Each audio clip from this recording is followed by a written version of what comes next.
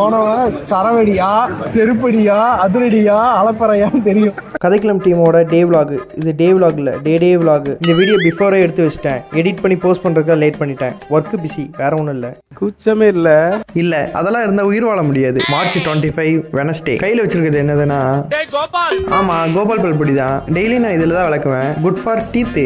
தெரியுது, நீ மூடு. Face wash பண்ணிட்டு திரும்பி பார்த்தா நம்ம ஃப்ரெண்டு கருப்பி கையை நீட்டி கூப்பிட்டேன், வாடி கருப்பி. வெளியே கொஞ்சம் வேலை இருந்துச்சு, அமௌண்ட் டெபாசிட் பண்ணிட்டு சாப்பிட்டு வந்துடலாம்னு சொல்லிட்டு வெளியே கிளம்பிட்டேன். அவ்வோ, என் உடம்பில் ஏதோ சுரக்கிறது உடம்பெல்லாம் ஒரே நீராக ஊறுகிறது ஐயா. அது நீர் இல்லடா, வேற. சீக்கிரம் அமௌண்ட்டை டெபாசிட் பண்ணிட்டு கிளம்பிடலான்னு பார்த்தா மிஷின் ரிப்பேர் இன்னைக்கு பண்ண முடியாது அப்படின்ட்டாரு வாட்ச்மேனையா. இதில் என்ன ஒஸ்டான சம்பவம்னா, வேர்த்து விறுவிறுக்க பிரியாணி தின்ட்டு வீட்டில் வந்து மட்டையாயிட்டேன். மண்டை சூட்டில் என்ன பண்ணுறதுன்னே தெரியாமல் யூடியூப்குள்ளே போனால் ஒரு சாங் என்னைய வைப் பண்ண வச்சுது.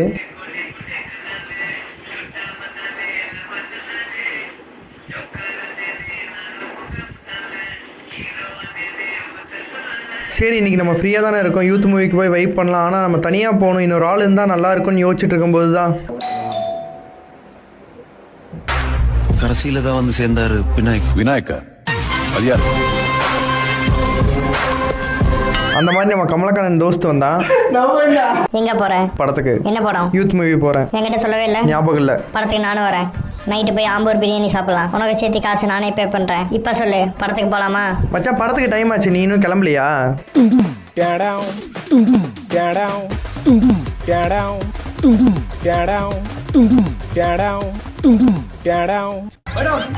உங்க பையன் ஸ்கூல் போச்சா? இல்லங்க, என் பையன் பாட்டு. இல்லடி மினுக்கே இதாய நெஞ்ச குளு